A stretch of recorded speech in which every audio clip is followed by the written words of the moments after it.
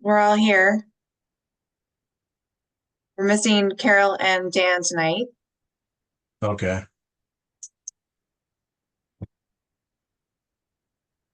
So let's see, we've got participants. Please.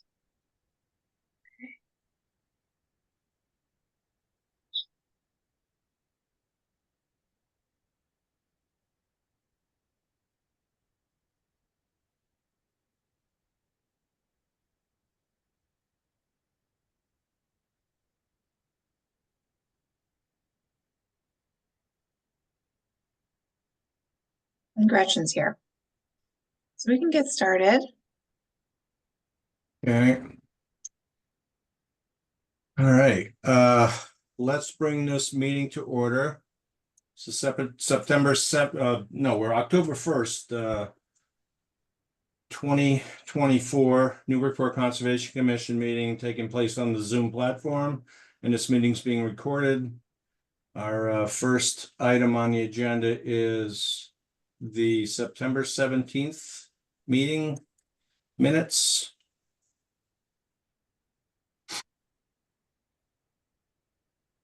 Does anybody have any changes, questions, motions? Motion to accept.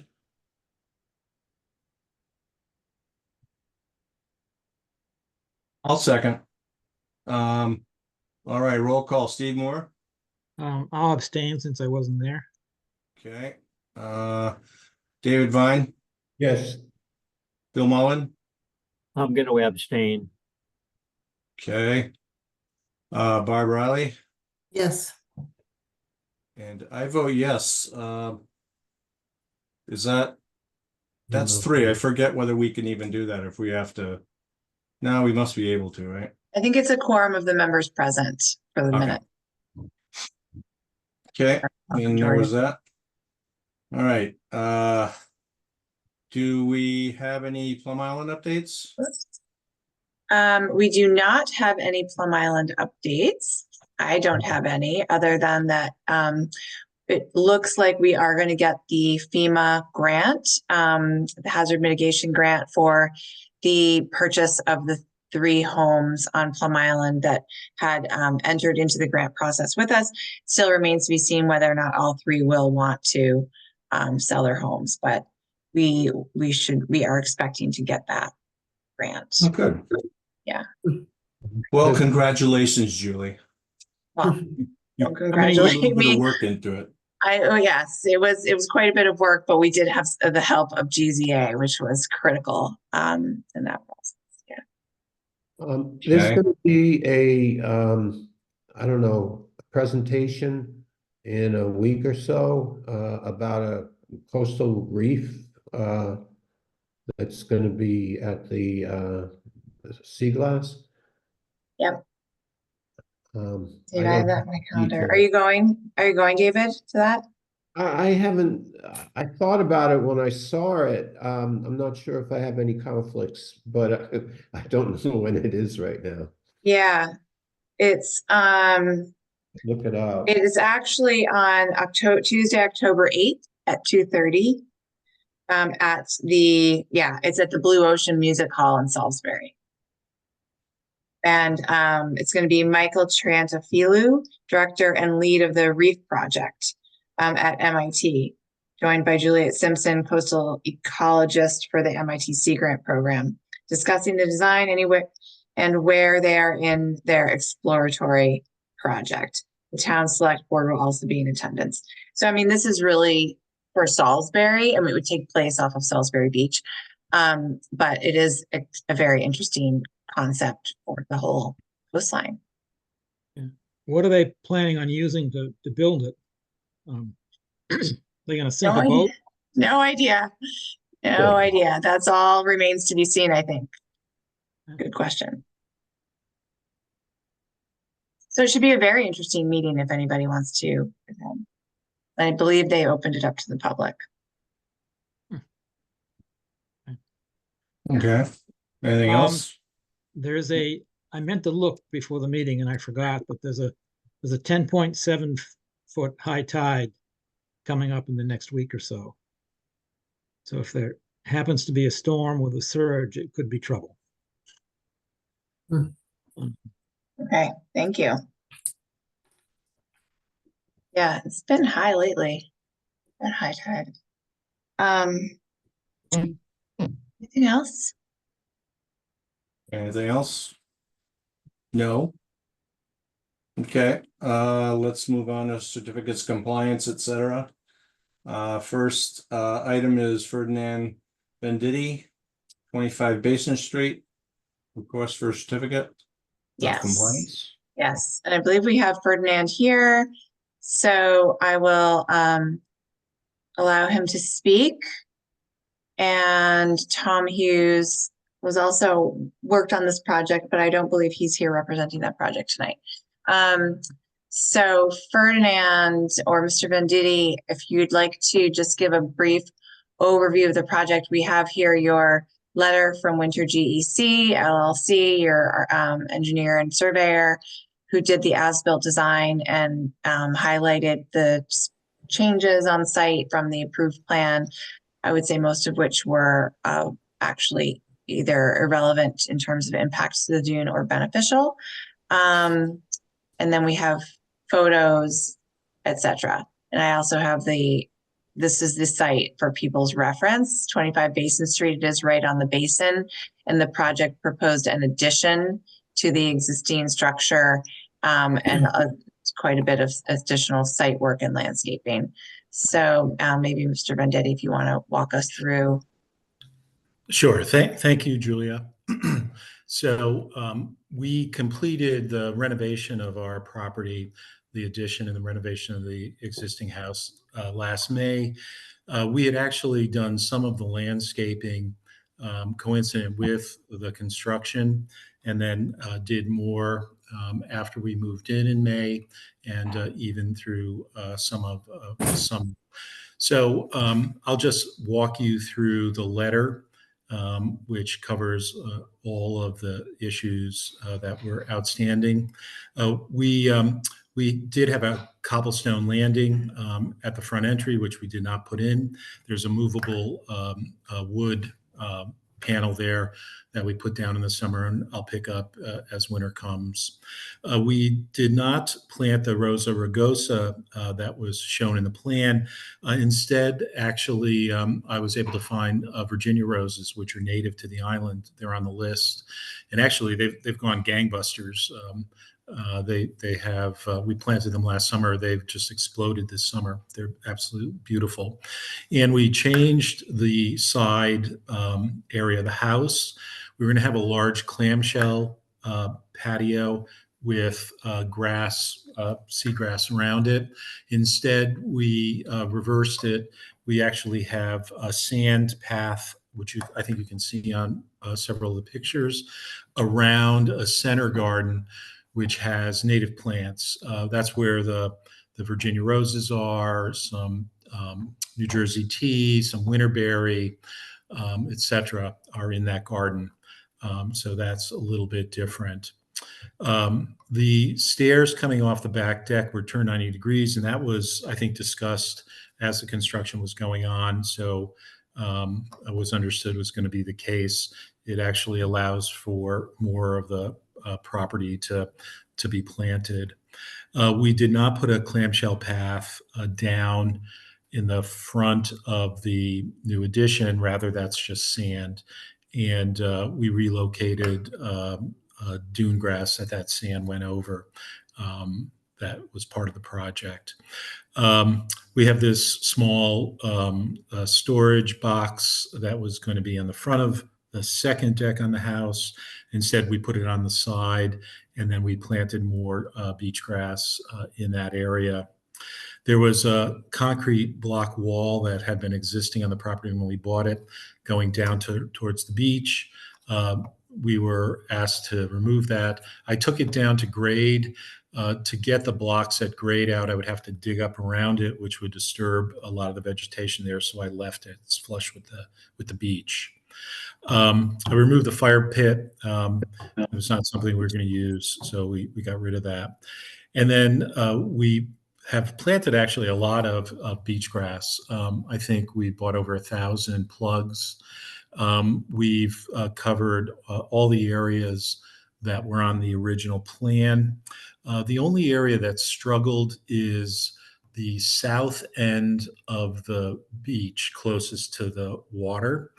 And that area, the tide has high tide has been a problem with trying to keep grass there.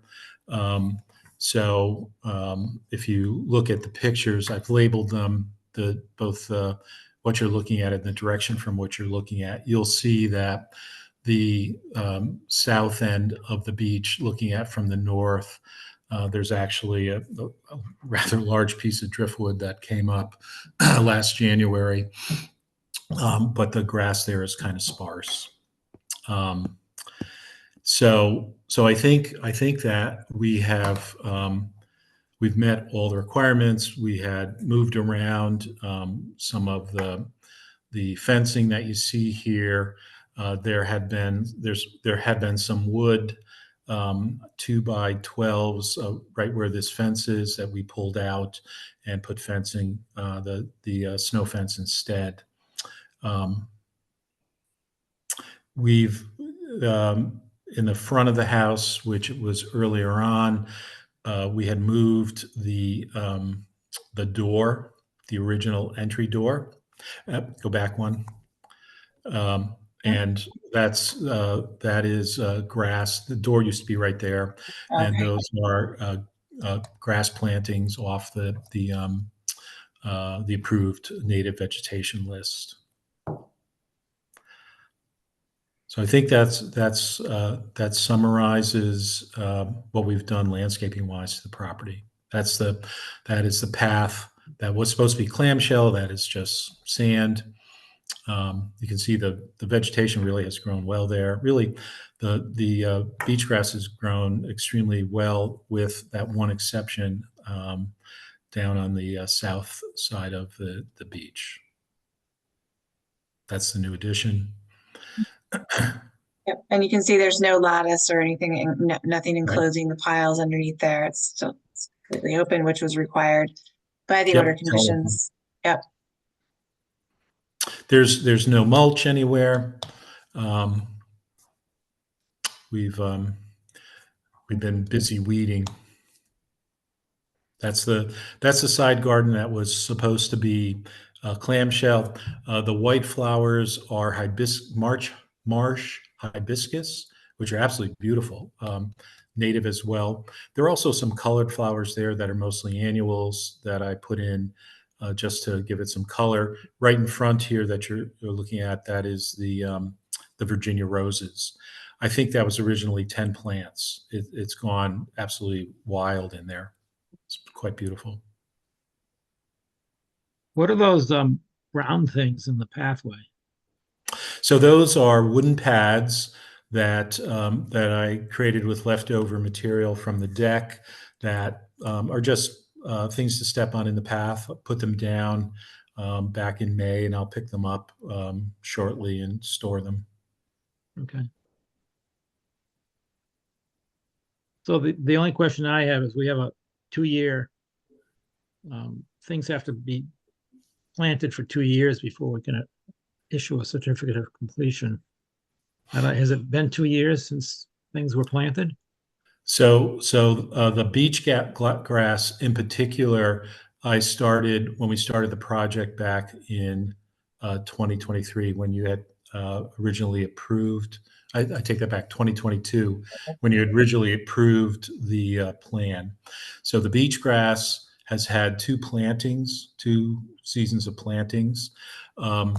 This stuff was planted last year, but survived the winter and has, as you can see, grown quite nicely again this summer.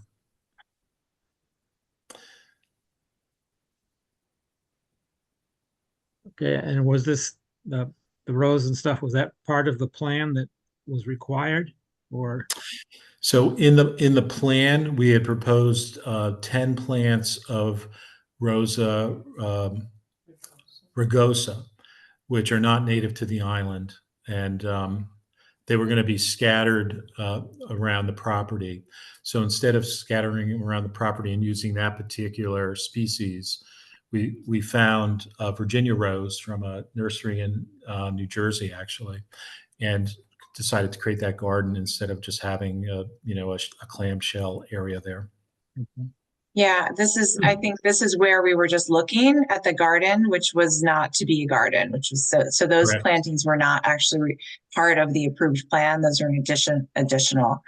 And like he was saying, also this was to be clamshell, which now you could see is really just sort of sand with some grass mixed in here. And then the rest of this whole area really took really well with the American beach grass. And that's been in 2 growing seasons, the beach grass. Yes. Okay. The were those posts that are along the walking path, were those added afterwards, or is that part of the plan? That was part of the plan. So they're just posts with a single rope to hold on to as you walk down that path.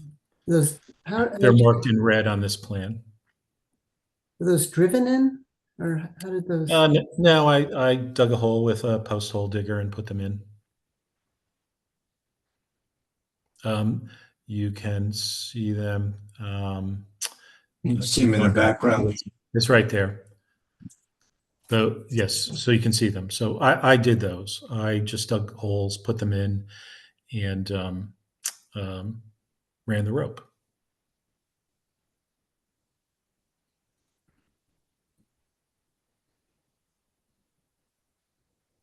Okay, do we have anything else? Okay, anybody want to put out a motion? I'll make a motion to issue the certificate of completion. Second it. Okay, roll call. Barb Riley, Yes. David Vine, Yes. Steve Moore, Yes. Bill Mullen. Yes. All right, I vote yes. All right. Thank you, sir. Thank you very much. Thank everyone. you. Thank you, Julia.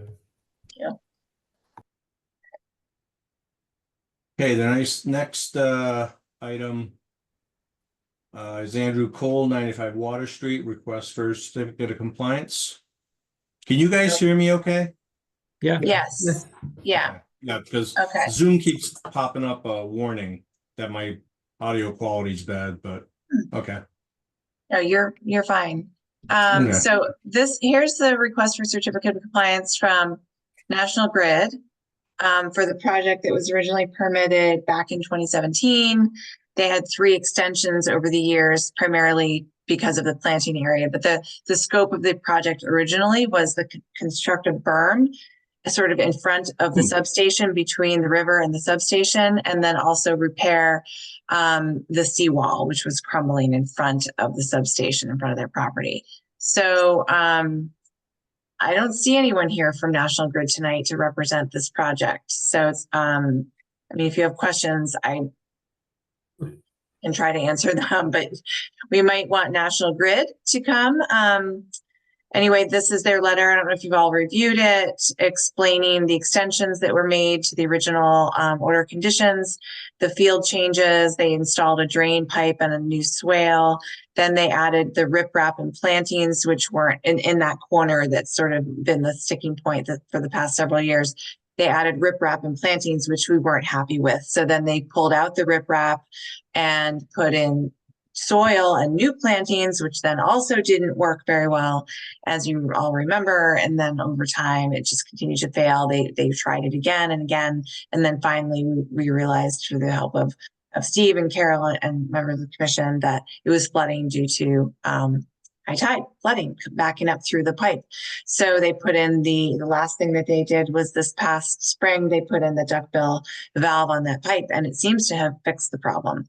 And it's, it's been revegetated and everything seems to have been going well ever since.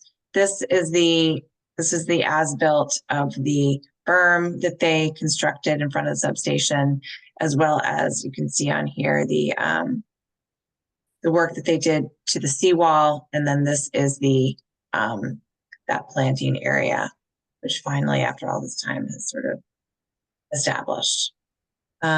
These are their as-built photos. It's actually a revetment, not a seawall, partially. There's the American Yacht Club over there. And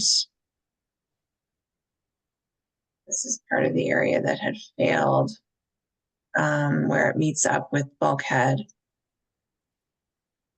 Revetment at low tide. Here's the rail trail coming through. This is a view of the berm that they created, which vegetated pretty nicely. I don't know that it's solving all of their flooding problems, but hopefully it's solving a lot of their flooding problems. It isn't, I can guarantee you. Yeah, I know it's not. At least it didn't this past spring, but They were out there putting sandbags in. yeah. Well, that was pretty heavy duty flooding. I think it did sort of technically get them out of the flood zone, at least for a while. Again, I'm not here representing this project for them, just explaining their submittal. Here's the planting area that we've all been looking at so closely over the past few years, which does actually look better now, a lot better now than it did before. So they're requesting a complete certificate of compliance at this time. So my only question is, who's responsible for maintenance of that duct?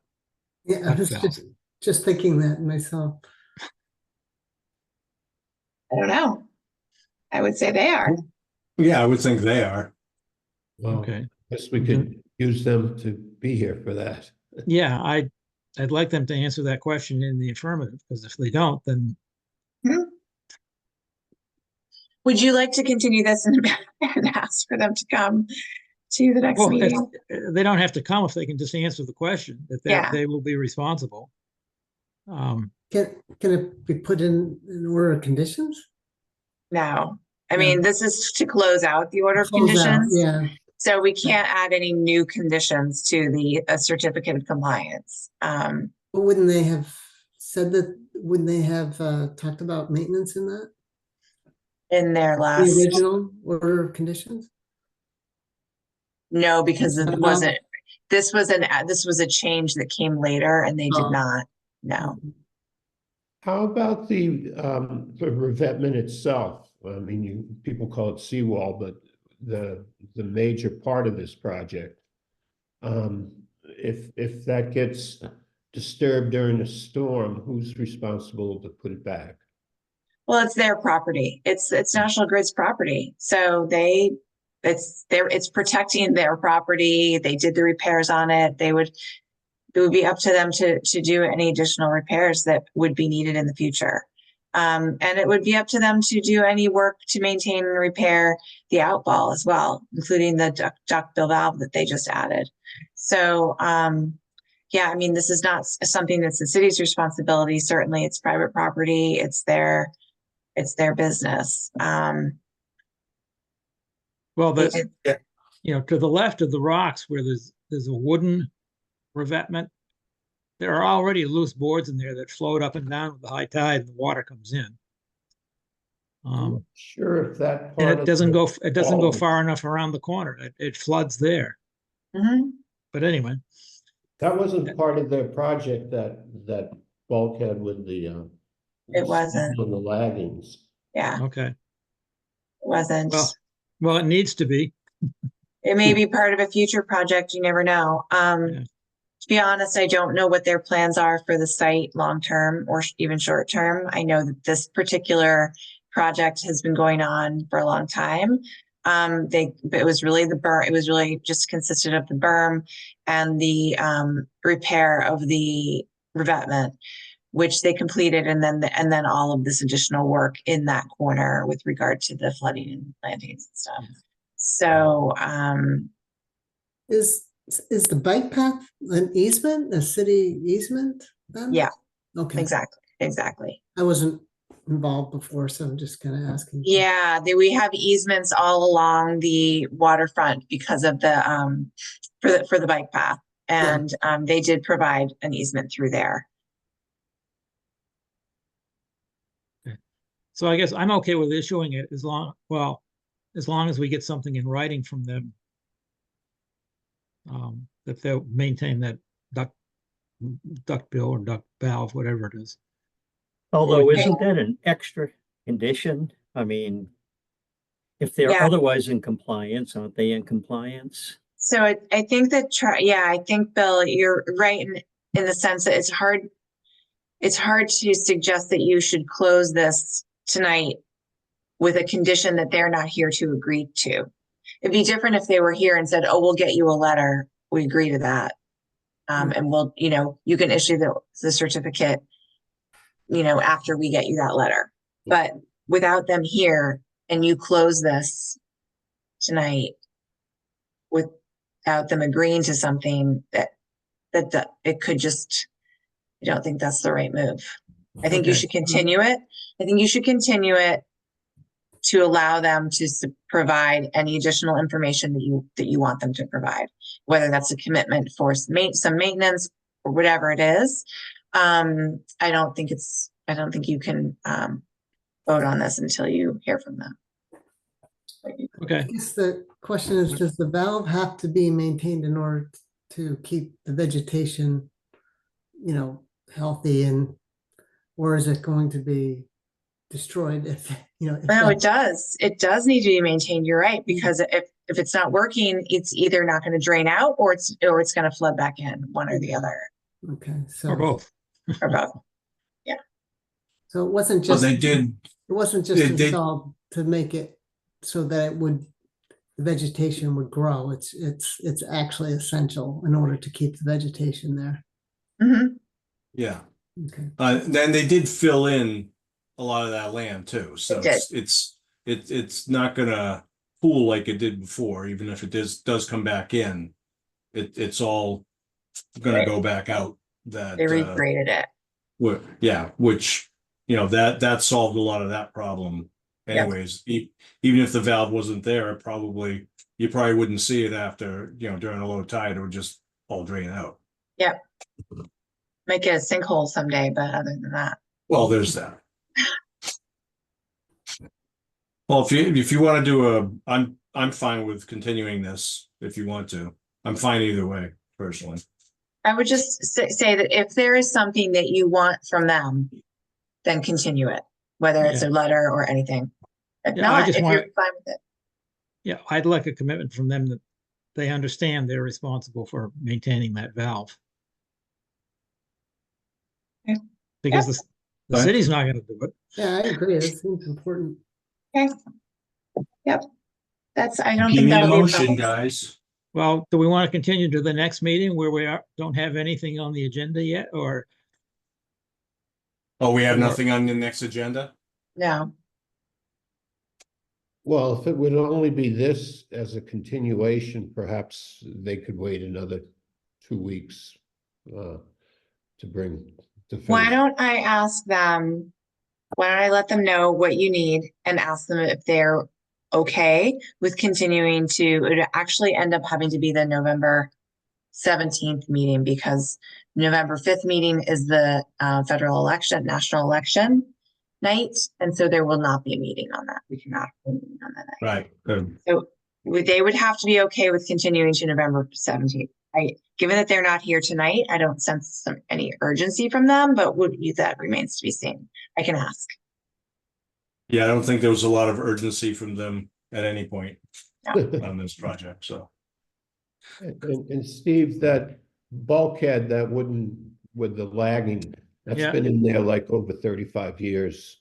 'Cause Okay, Company worked on it in 86 or something. well, it's falling apart, David. You did a bad job. Damn it, David. Okay, so we want to continue to the November 19th meeting, 17th. 17th? Or is it the 19th? It's November. the It would, 19th. Yeah. it It'll is be the the 19th. 19th. Yeah, you're Yeah. right. You're right. Okay, November 19th. Okay, Motion to continue to November 19th. Second, Roll call, Bill Mullen, Yes. Steve Moore, Yes, David Vine, Yes, Barb Riley, yes. and I vote yes. Alrighty, can I get a motion to open the public hearings? So moved. Second, All right, roll call. Bill Mullen, yes. Steve Moore, Yes. David Vine, Yes, Bob Riley, Yes, and I vote yes. All right, our first and only one is Kim Turner, 59 Low Street, notice of intent. Thank you all. Can you hear me? Yep. Great. Julia, if you wouldn't mind putting it to slide 6. Sure. Hold on a sec. Just get these pictures out here.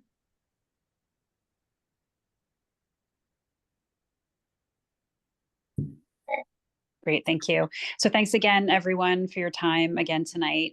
Last time we were here, we presented to you the notice of intent for a new recreation and youth services center at 59 Low Street.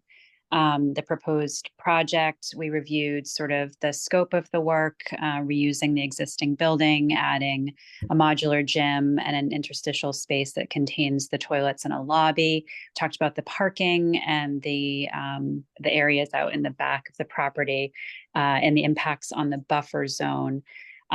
We also reviewed the mitigation efforts that we're proposing here, the proposed stormwater features, plantings, including a planted stormwater basin and a rain garden, and native plantings, including.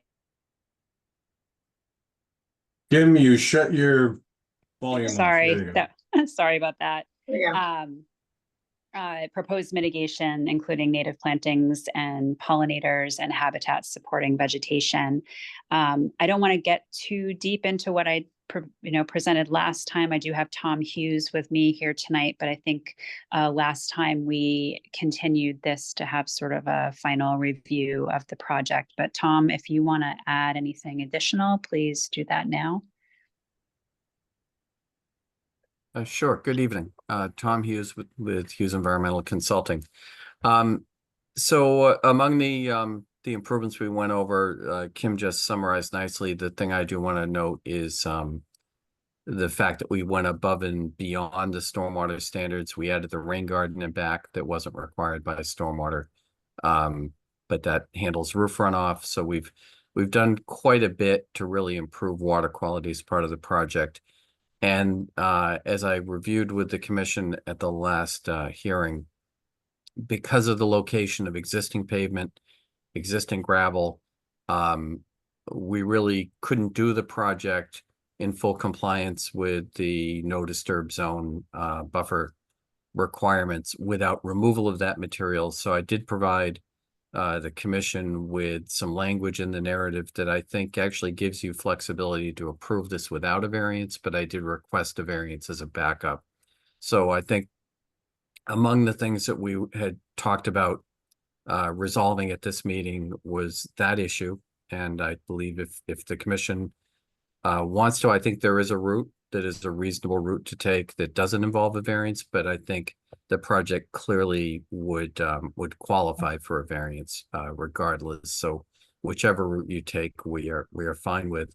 And then the other was we were awaiting a DEP file number, and we've got a DEP file number. It's been posted for some time, and we have no comments. So with that, I'd be happy to answer any questions on the project. Either Kim or myself can answer anything, and then move forward, I think, to ask you to close if that's possible. Okay, I've got a couple questions. I wasn't at the first meeting because I was on vacation, so Okay. I apologize for that. Fair enough. No apologies for a vacation. Although being retired, everything's a vacation. But anyway, so the wild grass meadow, is that something that is not going to be mowed, and what would be planted there? That's correct. So we would select an upland seed mix to seed in that entire area. And that was the other reason why there's sort of a planted buffer. If you want to, I don't know if you need to zoom in or not, but within the planted stormwater basin, and then the continuation of that line with the oak trees and the other native shrubs, just to kind of give a delineation between the meadow area and then the more active play space, which is immediately behind the building. So again, I don't remember, Julia, if you want to go to one of the following slides, there's a plant schedule. I think I have that called out. If not, I can get that to the commission. It would be on, there we go. Yeah, actually, if you go to the next slide, I think oh no, it's on, nope, sorry, you were on the correct one. It's not shown on here, but it would be an upland wildflower meadow mix. Okay. And my other comment is it's a wonderful planting plan. However, the city has a long history of having wonderful planting plans and then doing nothing to maintain that plan. So, you know, like taking the senior center and the Bresnahan School, they planted a whole ton of trees, didn't water them. There was a drought, half of them died. What remains around the buildings is not the most attractive things because they haven't been maintained at all. So I'd like to see a maintenance plan for the plantings. And I don't know who would be responsible. If it's DPS, I'd like to see them agree to it and go beyond just mowing the lawn and watering the trees. There's all these pollinator things that are being planted, and they'll need to be maintained and weeded and so on. So I'd like to see somebody sign off on doing that. We can do that. We've already discussed this with DPS, primarily the Parks Division, who is housed in this building right now. And we can certainly get a memo put together with the sign off from the director of DPS. Okay, that goes beyond just mowing the lawn and watering things. It's actually maintaining the gardens. I know they always say they don't have the budget and they don't have the people. So I'd like to avoid that. Understood. And I mean, maybe this is something, Kim, I don't know, that there could be, because it is going to be the new youth services or recreation building, that there could be an element within Andy's programming that involves gardening. And certainly overseeing that. I don't know, like a friends of or something. But that could be helpful too, given the detail in these. Yeah, I don't want to commit the department to that right now, but I do agree that that's a good idea. And we have been speaking with Andy Egmont throughout the design process about having some, you know, educational element here about ecology and pollinators and all of that as well. So I can certainly discuss it with her, but I think we'd want the primary department to be DPS, you know, and any kind of additional weeding or maintenance, you know, or actually addition of additional native pollinators could be done by the department. I think that would be a great educational piece. Okay. Speaking of educational pieces, Dan Warshall mentioned, you know, going out into the wetland and making that part of the education. I know it's not part of this plan, but it could be. Yeah, and that's also something we discussed with the department a long time ago at the very early stages of this. And you're right, it's not part of this scope of the project, but it is something that that youth services is considering for down the road, potentially using CPC funding down the road. So that's something we would discuss as a second or third phase of the project. Okay, and Julia sent around, or Diane or somebody sent around how much money the commission has in their budget. And we might be able to contribute some funds to that also. Mm-hmm. So we're not just asking, we're willing to give. Yeah, Steve, I think we presented at the last meeting. It's something the city is definitely interested in pursuing down the road. It's just we can't tie the budget for this current project in with that directly, but you know, it could be a follow-up project, and that'd be great if you guys can help with the funding on it, because there's a lot of potential out back. There certainly is. Okay. My only other comment was regarding the variance. It seems like the only portion of the property that is actually buffered is underneath the building. If Well, not buffer, right, not buffer. Yeah, not buffer. Yes. So given that, I personally don't see the need of a variance, but that's just my 2 cents worth. So can I just give you the regulatory analysis part of it? Unfortunately, is the way the flexibility for being entirely within the buffer. It's linked to the lot. And because we have a little triangle that is out, we don't qualify for that. But there's another paragraph that I believe we do, which says that if you can't provide what's required without removing pavement or gravel, you know, it's essentially saying if your lot's so developed that you have to do that, that the commission has some flexibility. Like I said, I think it can go either way. I wanted to put that out there because I think it does give the commission a way of approving this without a variance if you choose to do it. But if you feel like you'd rather not have any kind of potential for a precedent being set, then a variance, you know, you've clearly got the public benefit. I was also, Steve was explaining to me where he was coming from on that the only piece of the site that's not in buffer zone is a small triangle, but it's located under the existing building. So there's nothing that you could even do about that particular buffer, like not non-buffer area. It's already developed. I got his point, which was that the whole entire rest of the site, developable area, is buffer zone, was buffer zone. So in the sense, it meets the spirit of whatever that piece, Absolutely. Right. you know. And I did include that in my narrative that, you know, except for a triangle, it would qualify for that section. So, Right. You know, it really does meet, in my view, the intent of what that was about, but obviously you have to rely on the language.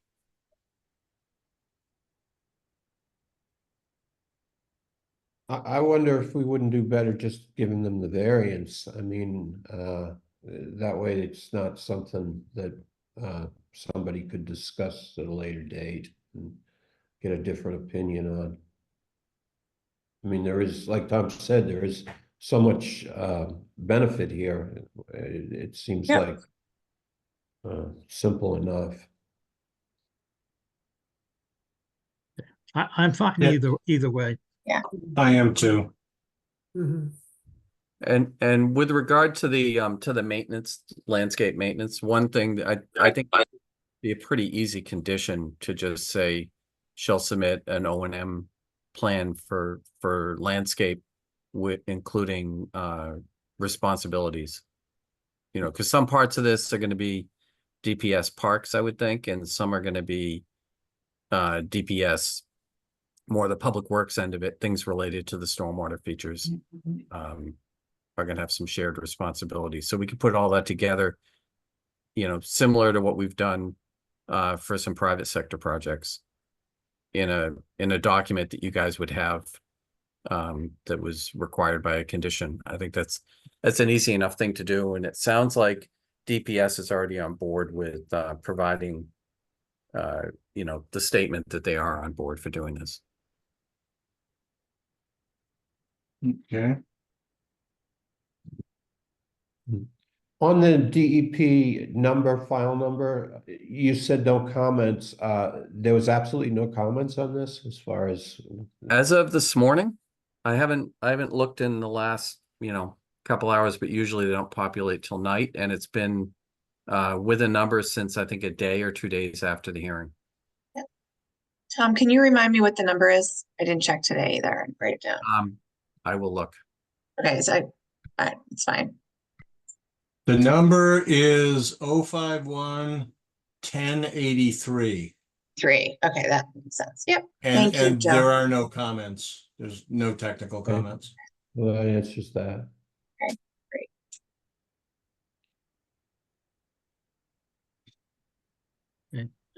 So do we have the language for a variance? Yeah. Well, so the variance would be from those provisions in our ordinance related to buffer zone impacts. Both the impacting greater than 20% of the buffer zone on the site and impacting the 25-foot no disturb area. And they meet the 3 criteria for receiving the variance, one of which was alternatives analysis, which they did go through extensively. The next is mitigation, which, as we see, they've also done an extensive mitigation and it made numerous overall improvements to the site, functionality, habitat, stormwater, etc. And then the third is that there's an overriding public benefit, of course, which in this case there obviously also is, with it being the Youth Services and Recreation Department facility serving the community. Okay. So I guess I would suggest that we go the variance route so that we're completely covered and nobody can question what we're doing. Fine by me. We, Sounds you good. have public opinion or anything here? I know There's nobody from the public. just making sure. Okay, and if there's no comments, I'll make a motion to approve the issuance of the variance. Second, Roll call, Barb Riley, Yes, David Vine, yes, Steve Moore, Yes, Bill Mullen, Yes, and I vote yes. All right, so now issue the order of the order of conditions. we have to close the hearing first. Oh, you're right, sorry. See how much prep I did for this? Yeah, so you weren't mentally prepared. No, I was not. I'll All right, make a then. motion to close the public hearing. second, Okay, roll call, Steve Moore, Yes, David Vine, yes, Bill Mullen, yes, Barb Riley, yes. and I vote yes. All right. And motion to close the public hearings. motion to close the public hearings. Second, I second. Roll call, Steve Moore, Yes, David Vine, yes, Barb Riley. Is that a yes? Yes, sorry. Okay. Bill Mullen, yes, and I vote yes. All right, orders the conditions. We have but one Okay. on the, what? Sorry, go ahead. Oh, sorry. One is Kim Turner, 59 Low Street, notice of intent. Okay, And so for this project, there's one special condition that was discussed tonight, which is that it would be prior to issuance of this certificate of this order of conditions. This wouldn't really be a special condition. It would just be a condition upon which the order gets issued, and it would be incorporated into the order. And that is that the applicant shall submit an operation and maintenance plan. Well, I guess it's an operation maintenance, more like a maintenance plan for all the landscaped areas on site, and that shall include identification of entities responsible for landscape maintenance and commitment letters for such. sounds good to me. okay. Shall we issue the order of conditions? Motion to issue the order of conditions. second, Second, All right, roll call, Bill Mullen, yes, Steve Moore, Yes, Barb Riley, yes. and David Vine, yes. and I vote yes. All righty, much. thank you, folks. Thank you. thank Thank you, you. Tim. Have a great Good night. night. all Good right, night. Thank you. All right, Okay. do we have anything else? What we have else tonight is simply a discussion of our upcoming meetings and going back to in person. So Given that we didn't continue anything tonight to our next meeting, which would be October 15th, the following meeting, and there's nothing else on the agenda for that meeting. So that meeting is empty right now. So that meeting could be canceled. The November 5th meeting is the national election. That meeting already is canceled. Following meeting is November 19th. We will have items on the agenda for that meeting. Do we want to make that meeting first meeting where we go back to in-person? We could go to the senior center.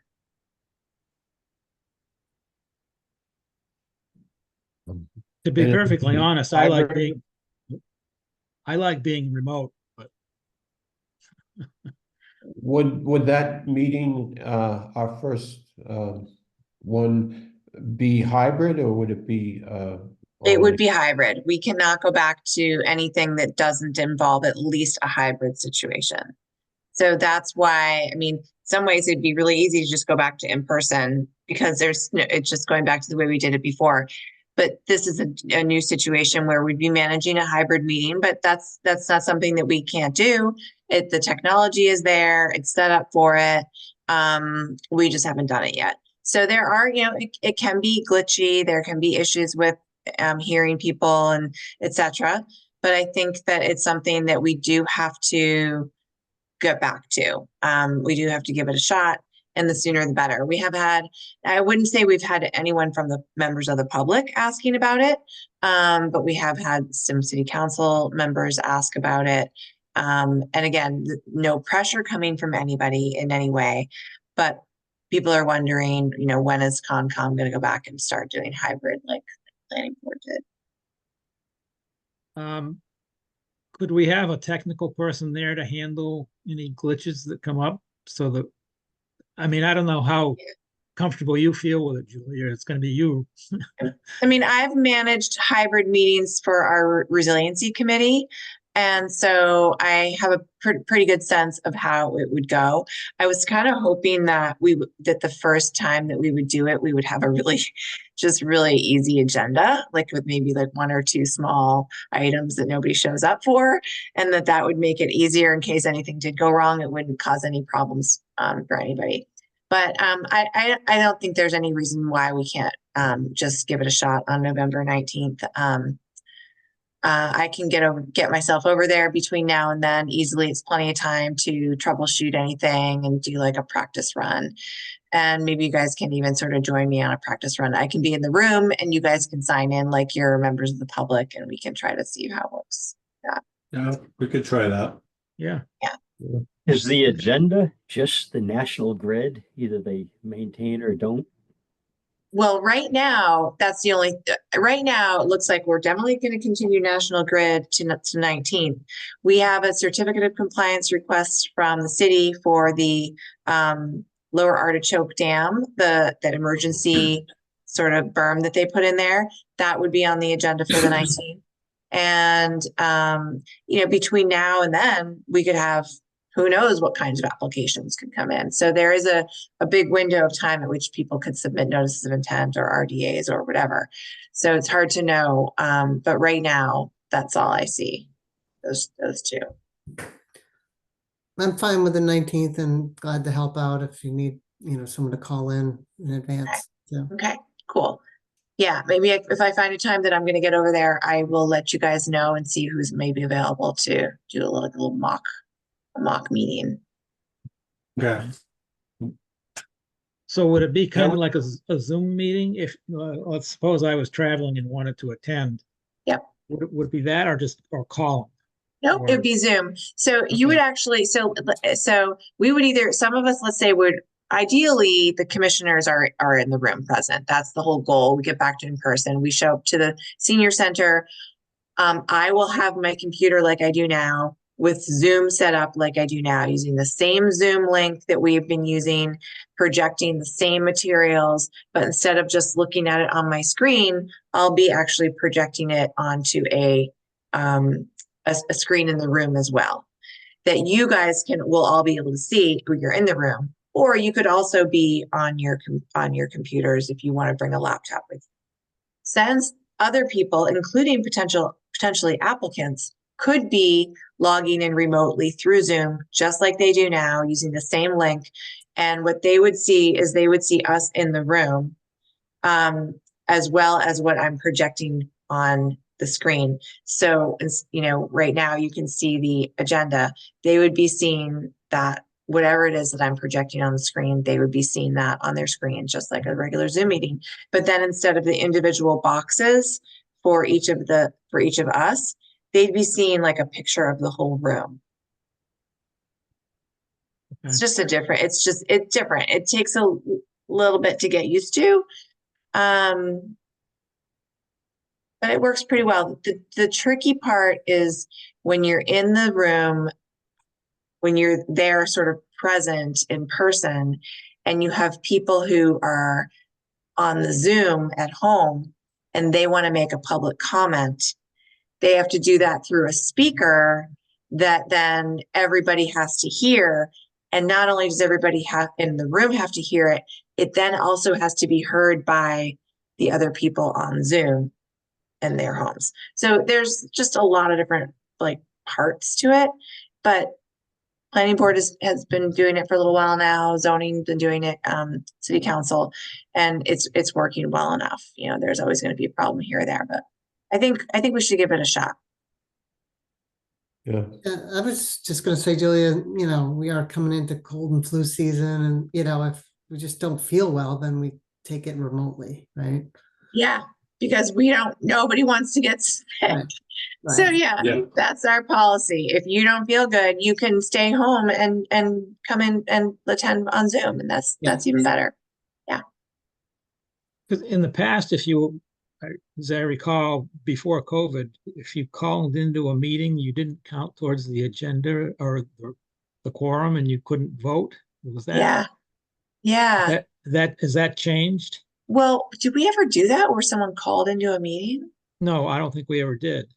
We Yeah, never no, I think did. that was a lot. The city council was doing stuff like that, and everything changed after or Mhm. during COVID Yeah. for Yeah. all that stuff, because obviously we're all calling in right now, essentially. Yeah. So And we had a much harder time with quorums back then because somebody would get sick. Maybe two people were sick and somebody was traveling and somebody's kid was sick. There were so many more reasons why we weren't able to get quorums before we had this ability to Zoom, get in remotely. So I think we'll still be in much better shape than we were before.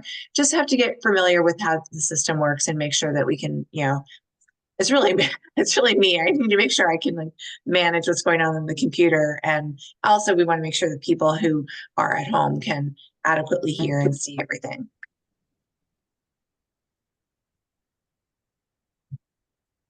If it's an Okay. epic fail, then we'll rethink it. then we'll just come back to this. Okay. Okay. So that's it. We're all in agreement that the November 19th will be live. Well, let's write that into our calendars that it will be at the senior center. And in the meantime, I will check with Diane, make sure we can actually get the room we need, make sure we know which room it is, get it on the agenda, do a little trial run. And so let's call this tentatively November 19th will be in person. Subject to change if we can't make it work. Okay, Okay. Good. Okay. let's do that. All right. Thanks, everyone. Okay, get a motion to close the meeting or Motion to adjourn. adjourn. That was the word. Second. All right, Barb Riley, Yes. Bill Mullen, Yes. Steve Moore, Yes. David Vine, Yes. and I vote yes. Good evening, Okay. all. See Good you night. all soon. Bye. Bye. Bye. Bye. Thank you.